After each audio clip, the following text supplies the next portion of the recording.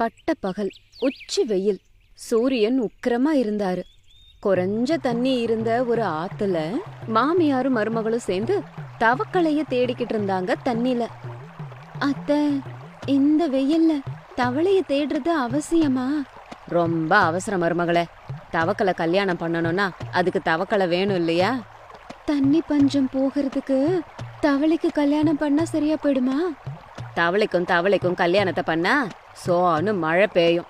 அப்ப தண்ணி கிடைக்கும், பஞ்சம் போகும், விவசாயம் கூட பண்ணலாம். நம்ம எல்லாருக்கும் இப்போதைக்கு அதுதானே தேவை. அத்த, கொஞ்சம் நடைமுறைய பத்தி பேசலாமா?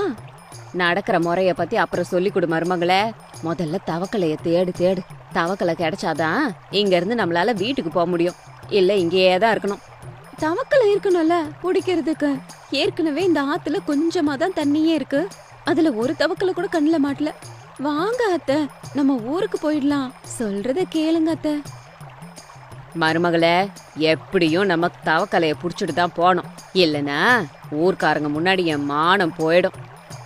உங்க மானம் போறதெல்லாம் அப்புறம் இருக்கட்டும். இந்த வெயிலுக்கு நம்ம 2 பேரோட உயிரே போயிடும் போல.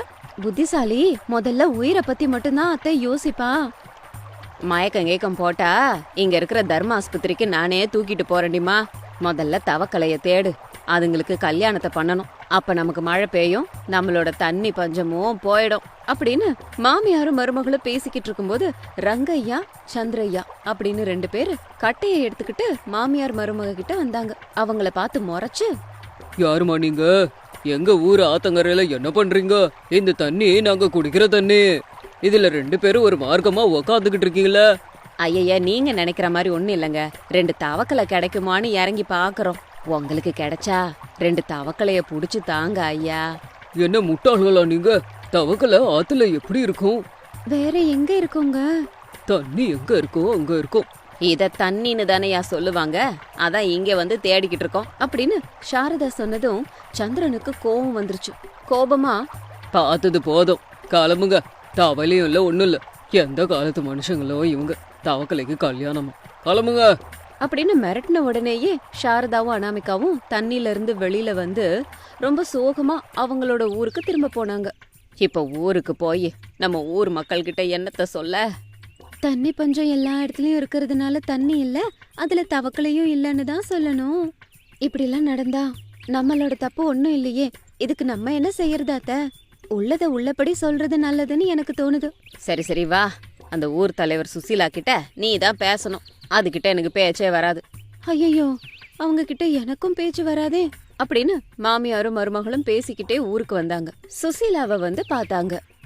எங்க ஊர் தலைவர் கூட ஊர் மக்களோட சேர்ந்து ஐயர் கூட ரெடியா இருந்தாரு. மாமியாரும் மருமகளும் தவக்கலை எடுத்துட்டு வந்தீங்களா? எல்லாரும் கைய தட்டுங்க அப்படின்னு சொன்னதும் அங்க இருந்த எல்லாரும் கைய தட்டினாங்க. மாமியாரும் மருமகளும் குழப்பத்தோட ஒருத்தர் பாத்துக்கிட்டு இருந்தாங்க. 2 பேரும் எடுத்துக்கிட்டு வந்த தவளைகள் 2ஐயும் அவர்கிட்ட காமிக்கிறீங்களா?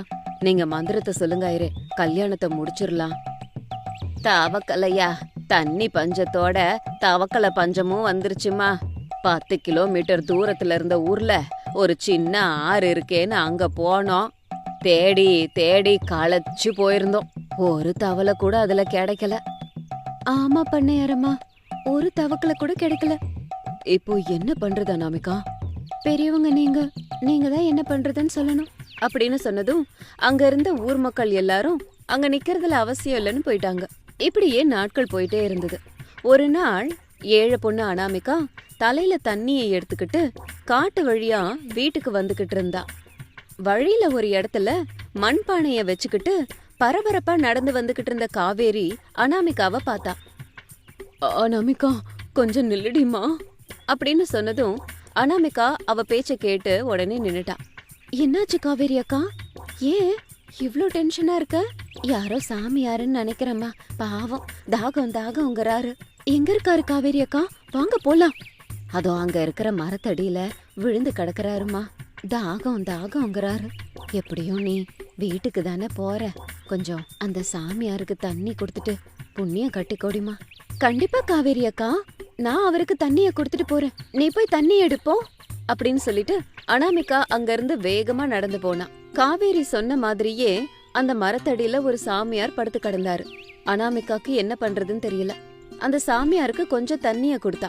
தண்ணிய குடிச்சதுக்கு அப்புறமா சாமியார் எழுந்திருச்சு நின்னாரு. மிகவும் சந்தோஷம் அம்மா.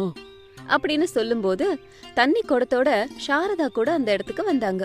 அனாமிகாவோட குடத்துல இருந்த கொஞ்சோண்டு தண்ணிய பார்த்து சாரதாவுக்கு கோவம் வந்துருச்சு.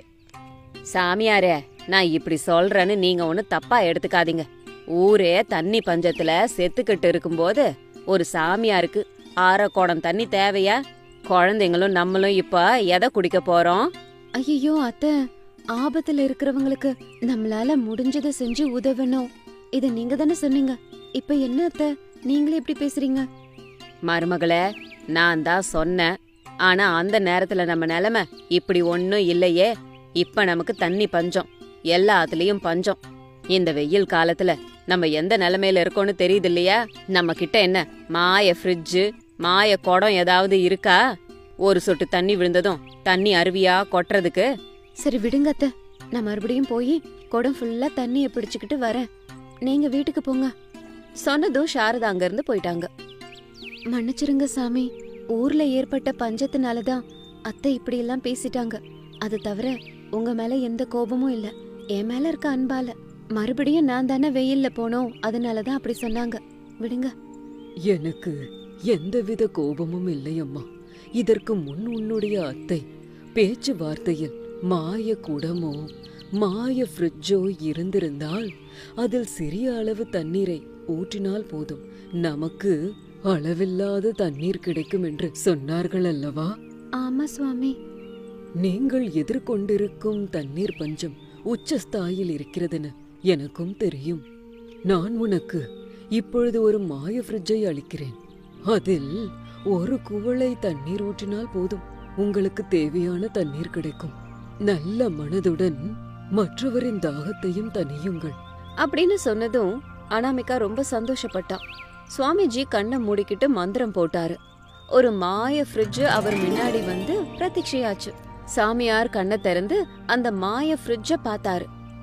நான் பார்த்து கொண்டிருக்கும் போதே இந்த மாய ஃப்ரிட்ஜை பரிசோதனை செய்து பாரம்மா அப்படின்னு அந்த சாமியார் சொன்னதும் சரிங்க சுவாமி அப்படின்னு அனாமிகா சொன்னா. அந்த மாய ஃப்ரிட்ஜோட டோரை திறந்து கொஞ்சம் தண்ணி அதுல ஊத்துனா. அவ்வளவுதான், அதுல இருந்து தண்ணி அருவி மாதிரி கொட்டுச்சு. அக்கம் பக்கத்துல காஞ்சி கடந்த மரங்களுக்கு கூட தண்ணீர் போச்சு. உடனே காய்ந்த மரங்கள் எல்லாம் பசுமையா மாறிடுச்சு. அதையெல்லாம் பார்த்த அனாமிகா ரொம்ப ஆச்சரியப்பட்டா. சுவாமி, இந்த மாய ஃப்ரிட்ஜ் மூலமா எங்க தண்ணி பஞ்சத்தை போக்கிட்டீங்க. நான் உயிரோட இருக்கிற வரைக்கும் உங்களை மறக்கவே மாட்டேன் சுவாமி.